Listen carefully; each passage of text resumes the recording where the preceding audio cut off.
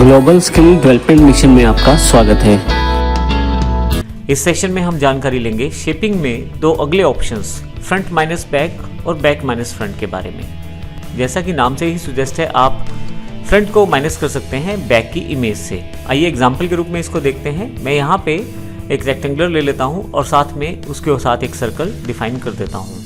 हमारे पास front image circle है और बैक इमेज रेक्टेंगुलर है। तो सबसे पहले मैं इन दोनों को सिलेक्ट कर लेता हूँ। अब मेरे पास फ्रंट इमेज सर्कल है और बैक इमेज रेक्टेंगल है और यहाँ मैं इसे अप्लाई कर देता हूँ। अब देखेंगे इसने फ्रंट माइनस बैक अर्थात जो इमेज रखी है हमारे पास वो केवल फ्रंट की रह गई है और इसमें बैक को पूरी तरह से माइनस कर दिया गया है।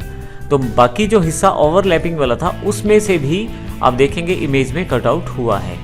तो इस तरह से आप डिफरेंट इमेज क्रिएट करने के लिए प्रयोग कर सकते हैं फ्रंट माइनस बैक को। मैं इसे यहाँ ऑर्डर में लगा देता हूँ।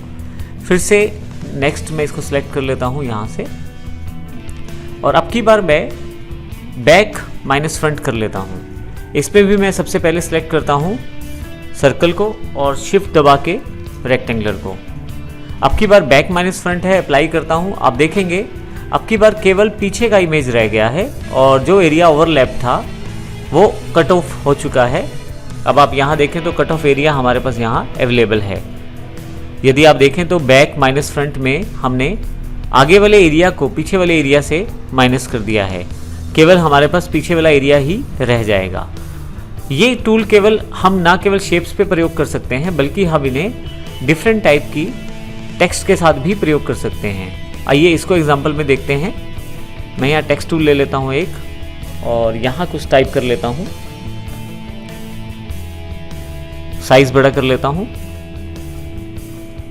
और यहाँ से मैं इस टेक्स्ट को इम्पैक्ट कर लेता हूँ, साथ में सिलेक्ट कर लेता हूँ। अब मैं यहाँ पे इस सर्कल में से इस वी को काटना चाहता हूँ।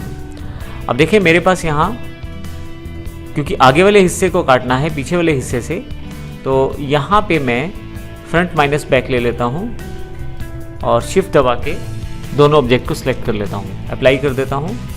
कुछ भी चेंज नहीं है यहाँ पे क्योंकि कोई फर्क नहीं पड़ा यहाँ पे। और यदि मैं यहाँ पे यदि मैं सिलेक्ट कर लूँ दोनों ऑब्जेक्ट्स को और यहाँ से बैक माइनस फ्रंट कर दूँ तो आप देखेंगे यहाँ पे फ़र्क पड़ा है क्योंकि आपके पास जो वी सेगमेंट था वो हमारे पास कटिंग के रूप में सर्कल के ऊपर रह गया है। तो इस प्रकार से आप ध्यान रखें जब भी आप फ्रंट माइनस बैक या बैक माइनस फ्रंट का प्रयोग करें तो ध्यान रखें आपके पास किस प्रकार का आउटपुट आ सकता है। आप एक्सपेरिमेंट लेवल पे इसे ट्राई करें और आप देखें कि इसको किस प्रकार से प्रैक्टिकली प्रयोग किया जाता है। और हम अगर डिज़ाइंस और ड्राफ्टिंग की बात करें, लोगो डिज़ाइनिंग में इस तरह की शेपिंग का बहुत ज़्यादा प्रयोग किया जाता है। तो इस तरह से हम इन ऑप्शंस को प्रयोग कर सकते हैं जो शेपिंग के साथ जुड़े हुए हैं।